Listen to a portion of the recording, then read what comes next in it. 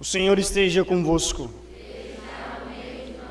Proclamação do Evangelho de Jesus Cristo, segundo São Lucas.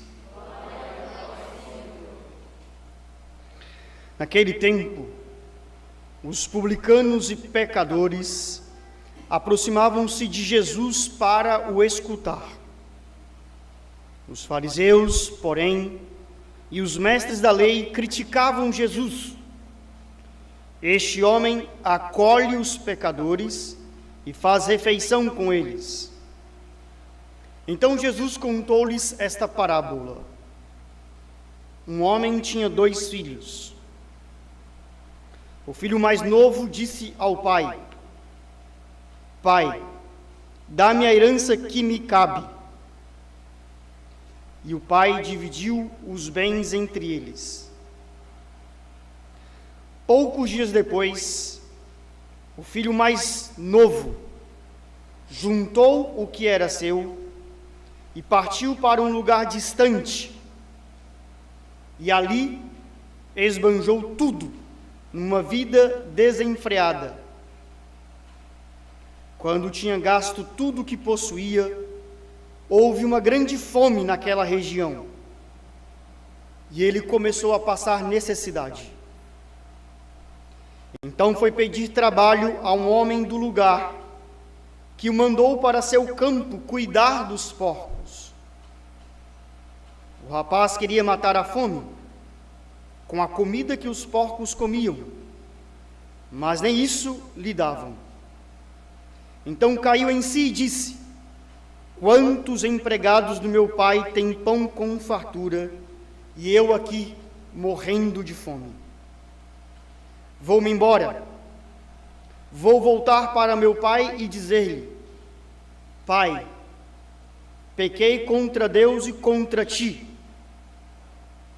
Já não mereço ser chamado teu filho. Trata-me como um dos teus empregados. Então ele partiu e voltou para o seu pai. Quando ainda estava longe, seu pai o avistou e sentiu compaixão. Correu-lhe ao encontro, abraçou-o e cobriu de beijos. O filho então lhe disse: Pai, pequei contra Deus e contra ti. Já não mereço ser chamado teu filho. Mas o pai disse aos empregados: Trazei depressa a melhor túnica para vestir meu filho, e colocai um anel no seu dedo e sandálias nos pés. Trazei o novilho gordo e matai-o. Vamos fazer um banquete, porque este meu filho estava morto e tornou a viver. Estava perdido e foi encontrado. E começaram a festa. O filho mais velho estava no campo. Ao voltar, já perto de casa, ouviu música e barulho de dança. Então chamou um dos criados e perguntou o que estava acontecendo. O criado respondeu: É teu irmão que voltou. Teu pai matou o novilho gordo, porque recuperou com saúde. Mas ele ficou com raiva e não queria entrar. O pai, saindo, insistia com ele.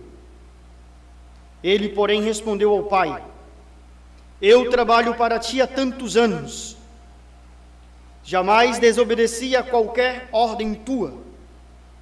E tu nunca me deste um cabrito para eu festejar com meus amigos. Quando chegou este teu filho, que esbanjou teus bens com prostitutas, matas para ele o novilho cevado. Então o pai lhe disse: Filho, tu estás sempre comigo, e tudo o que é meu é teu. Mas era preciso festejar e alegrar-nos, porque este teu irmão estava morto e voltou a viver. Estava perdido e foi encontrado. Palavra da salvação. Eu gostaria de fazer a pregação hoje do lado desse quadro. E vocês me permitam também, me perdoem, se hoje eu falo um pouquinho mais. Nós estamos em tempos difíceis, e tempos difíceis requer mais catequese ainda. As crianças não estão podendo ter catequese presencial. Eu espero que Deus me ajude agora, tanto para as crianças, como também para os adultos. E a homilia também tem esse sentido catequético. E eu faço questão hoje, nesse sábado da segunda semana da Quaresma, de fazer a pregação do lado desse quadro. Nós escutamos no Evangelho a parábola do filho pródigo, e esse quadro explica muito bem quem é Deus, quem é Jesus Cristo. Vocês sabem, crianças, o que significa esse quadro? Que quadro é esse? Alguém sabe? Alguma criança? Quem sabe? É um quadro muito famoso. É o quadro da divina misericórdia. A palavra do Evangelho do Filho Pródigo se resume em misericórdia. Um Deus cheio de amor que perdoa. E Cristo apareceu por uma freira, chama Santa Faustina Kowalska, polonesa, e falou para Santa Faustina: Faustina, fala para o mundo que eu sou cheio de misericórdia, que eu sou manso e humilde de misericórdia, que eu perdoo os pecados. E esse quadro é quando Cristo ressuscitado aparece para os discípulos e diz: a paz esteja convosco. É um Cristo que sempre perdoa. Então, quando nós olharmos para esse quadro da misericórdia, é para nós lembrarmos que nós temos um Deus misericordioso. E a nossa religião é a religião da misericórdia, do amor, do perdão. Hoje, na parábola do filho pródigo, nós escutamos a história de uma família. E aqui nós estamos em família. Um pai com 2 irmãos. O pai que não era compreendido pelos irmãos, pelos filhos, desculpa. Quantas vezes os pais não são compreendidos pelos filhos? E os 2 filhos, tanto o mais velho como o mais novo, eles tinham algo em comum: não gostavam do pai. E os 2 não queriam estar na casa. Tinha um que ficou, mas estava triste. E às vezes também nós estamos na igreja, na casa do pai, anos, mas nós estamos tristes. Eu gostaria de ler para vocês uma historinha que eu tenho tirado várias vezes de um livro que eu tenho divulgado aqui na paróquia. Esse livro, mais do que nunca, é muito importante nesse tempo da pandemia. O título desse livro é A Transmissão da Fé. Esse livro foi feito para os catequistas, foi feito para os pais. E esse livro, ele tem várias histórias. Tem histórias hebraicas, dos judeus, tem história dos santos, que conta para os filhos. Eu gostaria que todos os catequistas, pais, que tivessem a oportunidade de ter esse livro, pudessem adquirir, para catequizar os filhos. Como é bom contar história para os filhos, e depois contar para os filhos a moral dessa história. E aqui tem uma história, que fala sobre os filhos, sobre o destino dos filhos. Quantos pais vivem o drama de perder os filhos? Eu fico muito feliz de ver vocês aqui, crianças, muito feliz mesmo. Deus tem me consolado esses dias. Nós temos feito algumas reformas na igreja, aqui na paróquia, lá na capela, mas tudo isso é muito superficial. O que é mais importante é ver a igreja viva. E como nós temos visto a nossa paróquia viva, com jovens, vocês como crianças hoje aqui, com tristeza nós temos notícias que algumas igrejas estão fechadas, não pode ir para a igreja. Com tristeza nós sabemos que adultos, jovens, crianças, já não querem mais saber da igreja.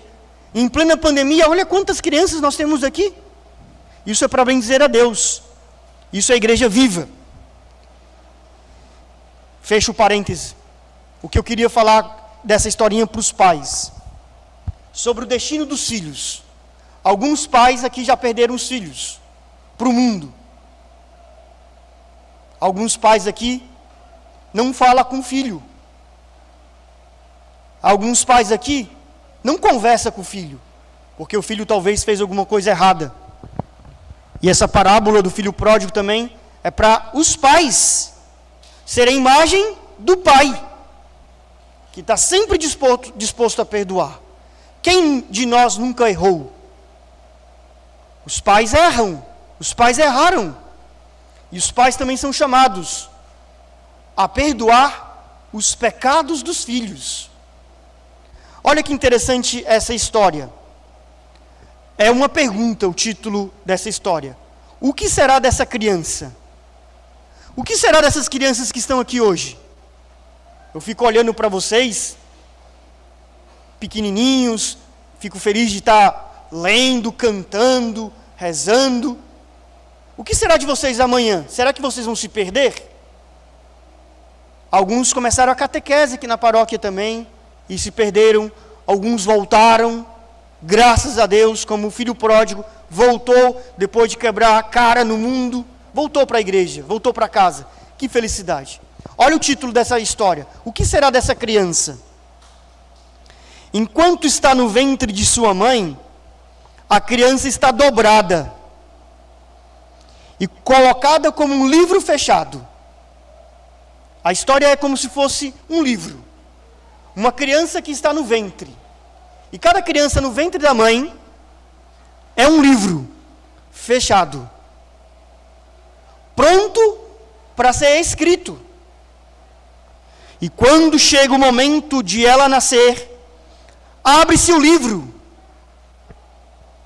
E o santo, bendito seja, diz: meu filho, precisa saber que antes que fosse formado no ventre de tua mãe, antes de nasceres, eu te conhecia e te consagrei. Neste livro estão escritas pelo Criador duas frases. Veja bem a comparação que está fazendo aqui esse conto dos judeus. A criança nasce, é um livro que não tem nada escrito, mas nesse livro aparecem duas frases. Começa a ser escrito. Quais são as duas frases que estão nesse livro? A primeira página e a última página. Todos nós, quando nós nascemos, tem uma frase escrita na primeira página e na última página. A primeira frase diz: eu te amo. Quando uma criança nasce, que alegria. Quando os pais veem o filho, eu te amo. É a primeira frase que está no livro, quando nós nascemos. E a última frase, da última página: eu sempre te amarei. Independente dos erros dos filhos, eu sempre te amarei. A primeira página é muito bonita, ver o filhinho pequenininho. Mas na última página, depois que o filho fez muitas coisas erradas, é um ato de Deus falar: eu sempre te amarei. Escrever nesse livro é algo muito sério, posto inicialmente sobre a responsabilidade dos pais, irmãos, mestres, catequistas, comunidade, e finalmente sobre a responsabilidade de si mesmo, acompanhado e ajudado por Deus que atua na história. Algumas ou muitas vezes, frases ou capítulos inteiros podem ser escritos a partir de falsas verdades. A história do filho pródigo, que saiu de casa, foi um capítulo triste da história do filho, na história do pai. E foi uma história com um falso capítulo, uma falsa verdade. E quantas vezes também nós vamos atrás de falsas verdades? Quantas vezes nós nos desviamos dos caminhos do Senhor? Algumas delas com graves consequências para a vida. Existe, no entanto, uma forma de apagar na alma esses erros. Como é que apaga os erros? Nós temos um livro, Nascemos, só tem a primeira página, eu te amo. Esse livro vai sendo escrito com a ajuda de catequistas, pais, amigos, padrinhos. Às vezes esse livro tem uns erros, com falsas verdades, e aí nós temos que apagar. Como é que nós apagamos a história, às vezes, que é muito feia? Como é que nós apagamos? Qual é a borracha que nós apagamos o erro? Calma, Agatha. Está muito ligada, hein? Vou chegar lá. Existe, no entanto, uma forma de apagar esses erros, mesmo que seja preciso sofrer suas consequências. Essa maneira de apagar os erros se chama misericórdia. A misericórdia de Deus é que transforma a nossa vida. A misericórdia de Deus é que coloca o livro, que muitas vezes tem umas páginas rabiscadas erradas. Às vezes, crianças também, aqui tem alguns adolescentes, algumas vezes nesse livro tem umas histórias tristes, às vezes tem um desenho muito alegre, muito feliz, mas às vezes tem um desenho triste. E nesse desenho, Deus sempre manifesta a sua glória, a sua alegria, através da misericórdia. Isso é uma primeira parte que eu queria dizer hoje, sobretudo para os pais, para que os pais tenham misericórdia dos seus filhos. Não tenham medo, pais, de ser outro pai misericordioso, que perdoa o filho. Deus nos perdoa sempre, 70 vezes 7. Nós erramos sempre.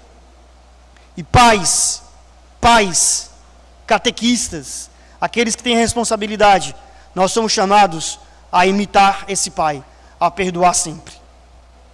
Para vocês, crianças, adolescentes, jovens, eu gostaria de frisar um ponto a respeito da vida feia do filho pródigo. O filho pródigo, ele pensou que estar fora da casa do pai seria algo bom, seria algo maravilhoso. E esse filho saiu da casa, cometeu vários pecados, e aqui que está o ponto. O que o filho sentiu quando saiu da casa do pai, depois de ir com prostitutas, de festas? O que esse filho sentiu? Vocês lembram, crianças? O que ele sentiu? O que o filho pródigo sentiu quando estava fora da casa do pai? Sentiu o quê? Como? Fome. Que mais? Sentiu necessidade e sentiu uma grande tristeza. Tristeza que esse filho sentiu. Quando nós saímos da casa do pai, que é a imagem da igreja, nós sentimos tristeza. Nós sentimos fome. Ao ponto de querer comer a comida dos porcos, lavagem dos porcos. O pecado faz isso conosco, nos deixa sujos, nos deixa literalmente na porcaria. O pecado, queridas crianças, adolescentes, jovens, adultos, o pecado não é algo bom que a igreja proíbe. O pecado é feio, o pecado nos deixa tristes, o pecado nos deixa sujos, o pecado nos deixa acabrunhados, nos deixa depressivos. É isso que o pecado faz.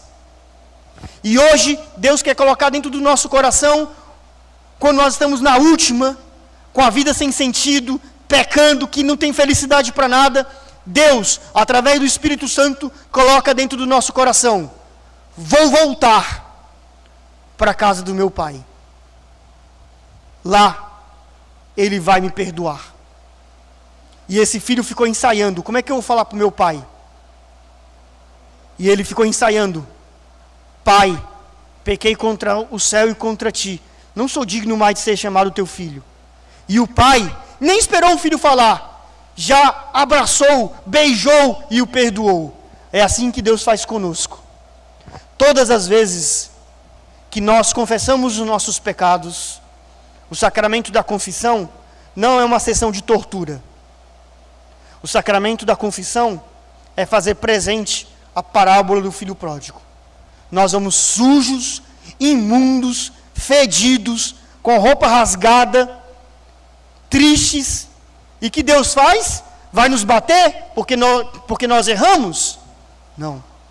Pelo contrário, Ele nos abraça, nos beija e nos perdoa. E faz festa. Façamos festa. E qual é a nossa festa? É a Eucaristia. Por isso que a Eucaristia não tem só um tom penitencial. E aqui faço também um parêntese catequético, que alguns vão para a missa com um tom, de Calvário, que Cristo morreu. Claro que sim, que Cristo morreu, e nós temos que ter penitência também na missa. Mas o mais importante da missa não é o caráter só sacrificial. O mais importante da missa é que Cristo está vivo e ressuscitado. Essa é a Páscoa, esse é o banquete. Por isso que o nome da missa é Eucaristia, é festa, é alegria. E mesmo que nós estamos na quaresma, em plena quaresma, nós temos esse evangelho do perdão de Deus. E quando nós somos perdoados, não é que nós ficamos assim tristes. Na festa tem dança, a gente dança, se alegra, come bem, fica feliz, convive com todos. Isso é o céu, isso é a igreja. Por isso que a Eucaristia não é para ficar triste. A Eucaristia não é para ficar com cantos só penitenciais. É uma festa a Eucaristia, é um banquete. Por isso nós temos o altar, por isso nós temos a carne, melhor de todas as carnes, que é o pão, que é o corpo de Cristo. Temos vinho, que é o sinal da alegria, esse vinho que é o sangue de Cristo. O Pai fala, alegremos-nos, vamos fazer festa. Por isso que a nossa festa, a festa das festas, é a missa, é a Eucaristia. E todos os dias, todos os domingos, nós vamos para uma festa. E como é que nós vamos para a festa? Bem vestido, bem arrumado. Como é que nós vamos para a festa? Alegres, contentes. Nós podemos todo domingo ir para essa festa. Aqueles que podem, todos os dias, participar desse banquete, dessa festa, que nós experimentamos aqui na terra.